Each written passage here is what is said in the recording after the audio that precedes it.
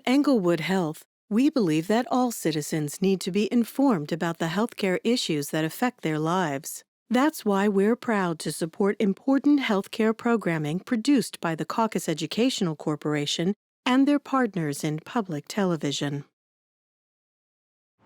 This special edition of One-on-One with Steve Adubato is brought to you from the Tisch WNET studios at Lincoln Center. Funding has been provided by New Jersey Sharing Network, dedicated to saving lives through organ and tissue donation. Adler Aphasia Center, helping stroke and brain injury survivors recover their speech. Horizon Blue Cross Blue Shield of New Jersey. United Airlines. The Port Authority of New York and New Jersey.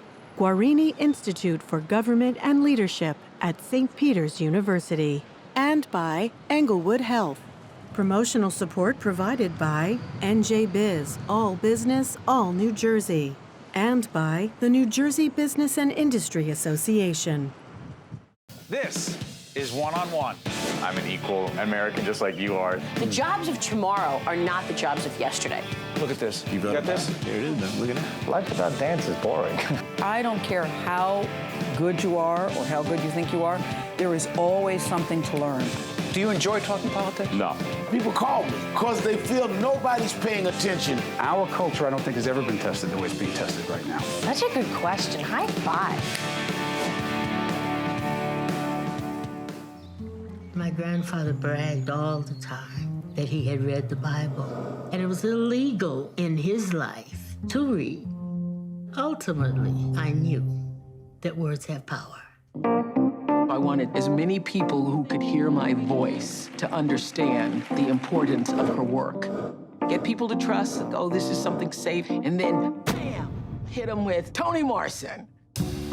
One of the early reviews says she's got a great talent. One day, she won't limit it to only writing about Black people. Like, really, it's limiting for her to write about Black people?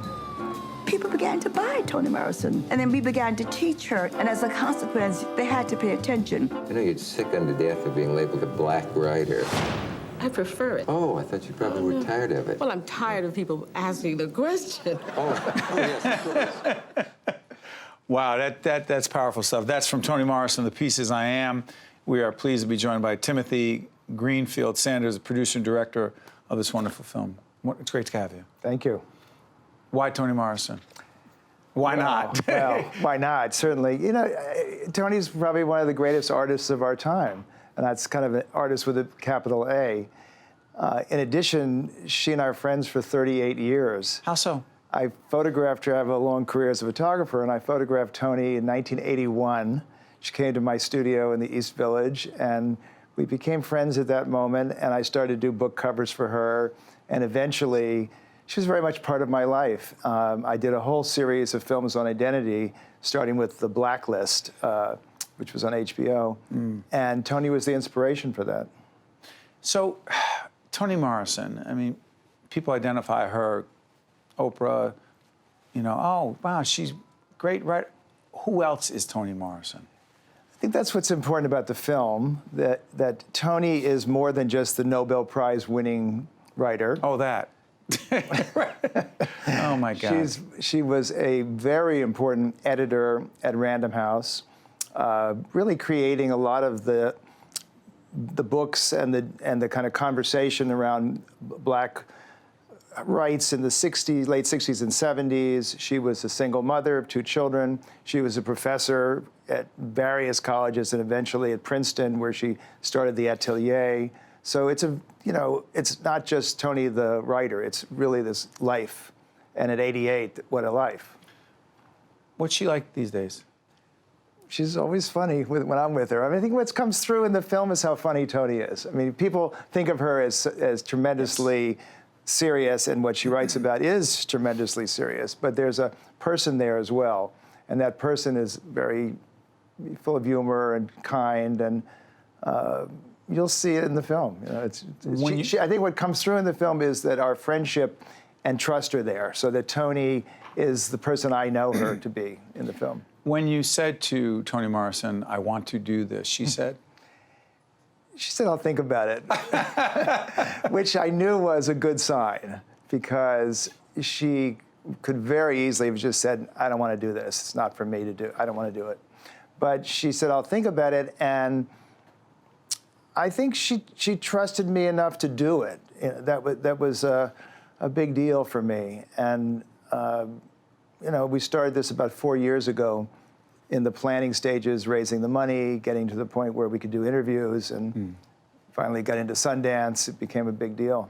Yeah, and by the way, our friends at the Montclair Film, through the Montclair Film Festival, we're taping this program on the 9th of May, and in fact, tomorrow night, it's going to be one of the closing films of this wonderful festival at Montclair Film.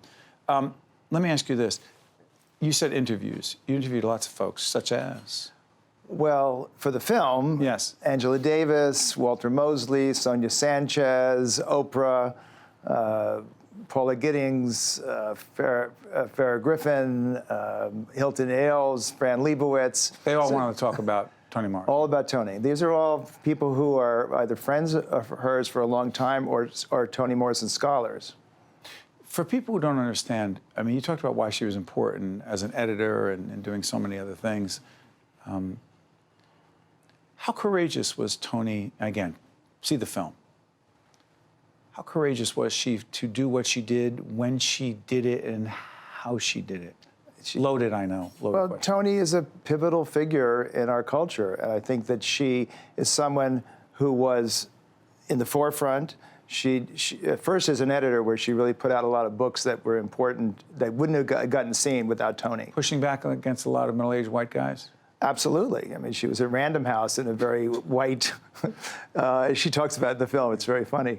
But more than that, I think there's a kind of grandness about her and a fearlessness that comes through in the film, that you're just in awe of her and what she stands for. She's a very encouraging figure when you see the film. Your work, your photography. When did you, you fell in love with photography when? I fell in love with photography when I was in film school. I went to the American Film Institute in Los Angeles in the 70s, and I was hired by the school at 25 We're bucks. Looking at some of your shots. Well, Samuel Jackson, Ellen DeGeneres. I'm sorry, I interrupted you. Go ahead. No, I was started out taking portraits for the school of the visiting dignitaries, people like Betty Davis and Alfred Hitchcock and Ingmar Bergman all came to the school after we'd seen their work. And I remember leaning down to photograph Betty Davis from below, and she said, "What the F are you doing shooting from below? You don't shoot from below." And, no up shots. And she said, "But if you can drive a car, young man, I'll teach you about photography."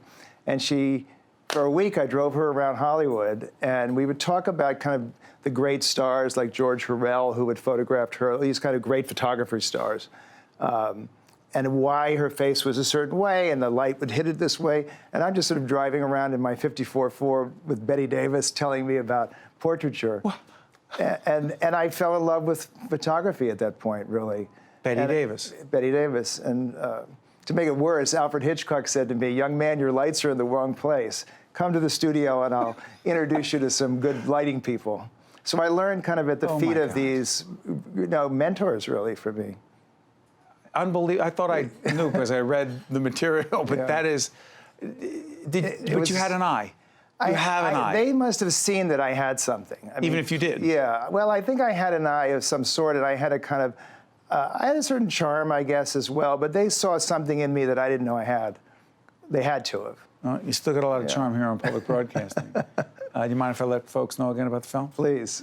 The film is called Toni Morrison, The Pieces I Am. The producer and director we are honored to have right here, he is Timothy Greenfield-Sanders, and we thank you so much. We encourage everyone to check out this film. Thank you very much. Well done. Great. We're at the Tisch WNET studio here in the heart of New York City. Be right back. To watch more One-on-One with Steve Adubato, find us online and follow us on social media. We're pleased to welcome Stanley Richards, Executive Vice President, the Fortune Society, and the founder of the Fortune Society, David Rothenberg. Hey, gentlemen. How you doing, Steve? Glad to be here. Give us a short version. The Fortune Society is? An organization that works with men and women who've been incarcerated when they come out. You started it? Started it in 1967. Because? Because I had produced a play. I knew nothing about prisons, went to Rikers Island with the actors who wanted to authenticate the roles they were playing. And I was devastated by what I saw. My original reaction is, whatever these young men are in there for, we're in the juvenile section. I said, how are they going to be better as a result of this experience when they come out? And we started dialogues at the theater after performances. The Times did a story on that. I started meeting men and then later women who had been in prison. And I said, we have a nucleus of an organization, which was to just educate the public. I didn't think I was going to be leaving my theater world, but as we became visible and audible on radio and television, people were coming to us for help. And our service component joined our advocacy. And 52 years later, we have a staff of 300 people and wonderful people like Stanley Richards. Where do you come into this? Gave me an opportunity when I came home from prison. 91? 1991. I was looking for work and went to all these organizations that work with Hold on, go back. You were in prison? I was in prison. How long? For 4.5 years. I was sentenced to 9 years. Were you at Rikers as well? Rikers. I spent close to 2 years on Rikers before I was finally convicted and sentenced to state prison. But when I came home, I went to organizations that were claiming to help formerly incarcerated people, but didn't want to offer an opportunity to work. And so Fortune was the organization that offered me an opportunity to give back. I really discovered who I am when I was in prison. I went to school, graduated from college, and realized that my destiny was really in my hands. It wasn't in my circumstances. It wasn't where I was born or raised, but that I could make a difference in my life if I just believed. And education helped me believe in who I could be, and Fortune gave me an opportunity to put that into practice. How'd they do that? They gave me an opportunity. They hired me as a counselor. And every day what we do is we see the beauty in people before they see it in themselves, like they seen in me. And we provide the foundation through education, employment, substance abuse treatment, housing. We provide the wraparound services. Why don't we throw a quick clip, video, show a little bit more about the Fortune Society. Let's check it out. I went to the penitentiary when I was a teenager. So when I came home in 1973, I was a man in pain. I came home May 2nd. I was at Fortune May 3rd. May 3rd of 1972 was my new birth. I grew up in prison, and so going outside, it was kind of like going to the moon. My mother passed away. My father wasn't doing too well. So as a result of that, I actually started thinking about coming to Fortune. I knew about the castle. I knew that it was a safe place. Wow. What's it like for you to see the men and women who you've helped in this way, you and your colleagues? What's it like for you? The castle is our residence, and and I go every Thursday to the community meetings. I'm long retired, but it's I'm constantly reminded of the struggle that people have, and blessed that we have a place that gives them an opportunity to find out who they can be. We never ask them. We don't talk about what they did. We want to know what they want to do. Why not? Because people shouldn't be defined by the worst thing that they've ever done. In therapy or in individual counseling, they can talk about that, but in groups, media people always want to know. What people come and visit us and say, what did they do? Well, excuse me for interrupting me. I intentionally didn't ask you that, even if our producers wanted me to. But I'm sitting there going, I'm curious, but I'm thinking, why is that relevant? Is it relevant? It's not relevant. What I did is not who I am. And what I did, I paid for. I was convicted. I was sentenced to state prison. I served my time. I finished parole. And since I've been home, I've held a job. I paid my taxes. I raised my family. I was able to purchase a home. I have grandkids. My kids are all doing well, working, grown, giving back. So what I did shouldn't matter. It's who I am today. And today I'm an advocate, I'm a father, I'm an African-American man that stands proudly to see the potential in people coming home from prison. And I say all the time, prison is not the answer. What's the answer is helping people build lives, helping build communities. We have this conversation every day with our friend, former Governor Jim McGreevey in New Jersey. We were actually at the New Jersey Reentry Corporation, that's the name of their organization, in Jersey City at St. Peter's University. You guys were there as well for a major conference on this. The movement, the prisoner reentry movement. Well, there's another part of it, too. Go ahead, I'm sorry. The alternatives. In addition to our people coming out, we go into court, and the courts, the DAs and the judges mostly will give us young first offenders. But what we do is deal with them in an environment that's the antithesis of prison. We support them, celebrate them, give them an opportunity, and they don't have to do the time. That's the real answer. Where did you get the idea? Sorry for interrupting. Where did you get the idea that virtually every prisoner, every ex-offender, excuse me, formerly incarcerated person is every formerly incarcerated person, the language matters. Yes. Can be rehabilitated and be a contributing member to society. Where did you get that sense so long ago? The people coming to us constantly fooled me, because somebody would walk in and you think, hey, what a load of problems he has, and then you watch the slow evolvement. Everybody doesn't make it, but you don't know beforehand. You can't predict future behavior of people, and so many people are bursting to have something else. I always remember one guy said that I knew there was something else, I just didn't know where to find it. And when he came to the Fortune Academy, he said, and he looked like a ragamuffin when he came in, Kaz Torres, and he just blossomed. Check you out. You remember the name. Yeah. Well, it was like, remember those old botany classes when you see the flowers slowly opening up? That's what you see is people coming in with the prison face and the prison attitude and learning how to laugh. And what we do at Fortune, the men and women walking through our doors are not numbers. They're not. They have names. They have personalities. They have stories, hopes and dreams. lives. They have stories, and they have lives. And what we try to do is elevate and hold those things until they can hold it for themselves. Before I let you out of here, I'm sorry for interrupting. Real quick, any one public policy change on the federal level that would make a difference? So eliminating solitary confinement. Because people get destroyed in there, and they come out and they take their rage out on the public that they can't do while they're incarcerated. It's a real anti-crime movement. Did you ever do solitary? Yes. Oh, my God. I was in solitary. How long? I was in solitary for maybe about 60 days. But it does... Dehumanizing? Oh, you're isolated. You're locked in for 23 hours a day. You get one shower a week. It was one phone call a week. It removes you from an already chaotic environment, survival in prison. I have a long list of additional straight isolation. Why don't we do this? We have the Fortune Society website up. People check it out and find out more about you guys. David and Stanley, wonderful work. Keep doing what you're doing, and we'll be here checking you out. Thank you. Thank you. Stay right there. This is One-on-One. This was One-on-Two, and we'll be right back right after this. To see more One-on-One with Steve Adubato programs, visit us online at steveadubato.org. If you would like to express an opinion, email us at info@caucusnj.org. Find us on Facebook at facebook.com/Steve Adubato PhD, and follow us on Twitter at Steve Adubato. We're pleased to welcome Deborah Burns, author of Saturday's Child and also founder of Skirting the Rules. Good to see you, my friend. So nice to be here with you. It's been a while. A long time. Many changes. Many new roads. All good roads. All good. The book. Amazing. Describe it.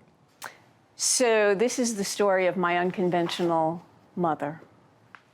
And it's about growing up with her. She was a woman who was larger than life, otherworldly, beautiful. She looked like Rita Hayworth when she woke up in the morning, and it got better from there. And I started it as a love letter to her. She's now been gone 25 years. I'm an only child. And I danced around this goddess my whole life and lost her too soon, but she was always in there. And I started it as a love letter to her. I was inspired to write. Crazy journey, but inspired. And in that moment, I thought that it would be so simple. I knew her, I knew all her moves, and I could just write her story. But when I started it, I realized, oh my God, it's about me. It's my story. It connected back to your daughter. Yes. There was a trip where? To London. And it was a trip that happened that my daughter originated, and it was at a time when my life was changing in the magazine media world that I was in. Let me disclose this. You were an Elle girl. You were the top I was the publisher of Elle Girl. I went beyond that. I became the chief brand officer for Elle Decor. And you made the mistake of hiring me to come in and do some communication training. Actually, I really don't make mistakes. No, I'm joking. But that's how we first met. That is how we first met. Through our friend Nikki, who we know who he is. And you leave the corporate world, but connect it back to your daughter, because this is all about mothers and daughters. The book is definitely a mother-daughter story. So the notion to write the book came at a time when my life was imploding. I had grown past our time together to be the chief innovation officer for HFM US, a global media company that ultimately sold to Hearst.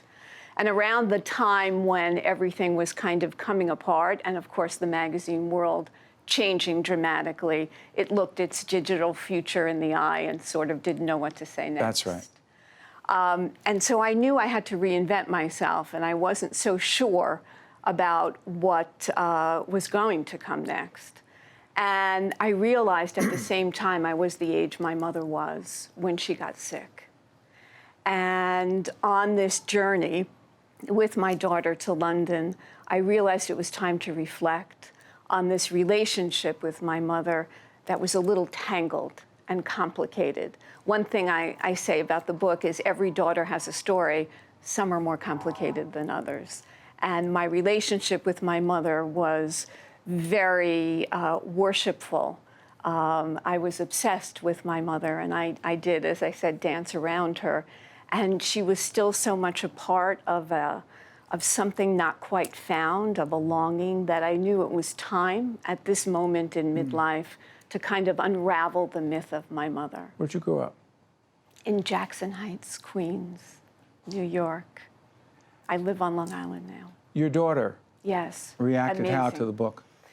She has been an amazing part of this journey. I have 3 children, 2 sons and a daughter in the middle. But she's become my litmus test for everything now. She's an adult with a career of her own, but we've grown even closer through the process of writing the book, and she's been with me every step of the journey, and she's so amazingly smart. You know, it's so interesting to me, because we did work together when you were at that other company, as I remember it. You're a top corporate executive in the publishing world. But reinventing yourself multiple times is a big theme for you. And you actually had this 8-step program to do that. What does that mean? So there are a lot of lessons that I've learned through the creative journey of writing this book. So you get pretty smart about business when you are a corporate executive, but the process of writing taught me lessons across a couple of fronts. One is generationally. I realized that this love letter from my mother was really about me, and by the end of it, I realized that the messages, the undoing of the myth, was really from my daughter's generation. The myth. The myth of my mother and the generational myths around women and work. The message of the book was really for my daughter's generation, because the world is changing as dramatically as it was when I knew I had to reinvent myself. We're sitting in a time where, for the first time in history, millennial daughters may not, on paper, with job titles, be able to surpass their high-achieving boomer mothers like me. Which has always been the expectation. That's right. We're at a time when the world is accelerating to such a degree, and the corporations that hired my generation are melting away. And this younger generation, our progeny, is seeking balance. Define balance, meaning you were a type, as I started working for you, you demanded the best from everyone around you and the consultants that you brought in. Type A, hardcore, got to get it done. And what's the balance you're talking about? Well, you know, my generation... Got about a minute left, I'm sorry. No, before me, people were burning their bras and handed me a baton and said, okay, now you can have it all. And that's a myth. You can't really have it all. You can achieve, you can have success, but it is very difficult to combine in an emotionally successful way, in a well-being way, everything. And for me, with this latest reinvention as an author, I'm redefining what success means to me. And my daughter watched me before, and I hope she's watching me now, because the millennial generation has to define what success means to them. Powerful stuff from a terrific author. She's Deborah Burns. The book is Saturday's Child, A Daughter's Memoir. The reviews are off the charts. I'm proud of you. Thank you so Steve. much. Thank you. Well done. Thank you. Catch you next time, folks. Okay. This is One-on-One. See you next time.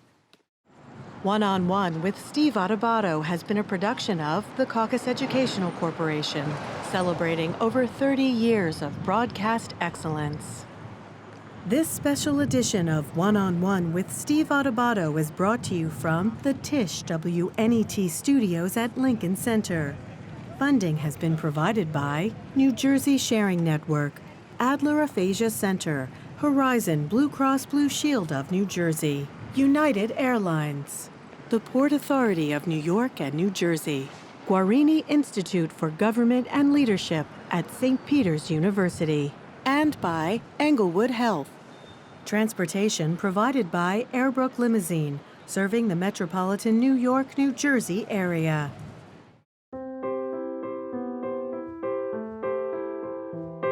It feels like I've opened my eyes again, and the colors are golden and bright again. There's a song in my heart, I feel like I belong. It's a better place since you came along. It's a better place since you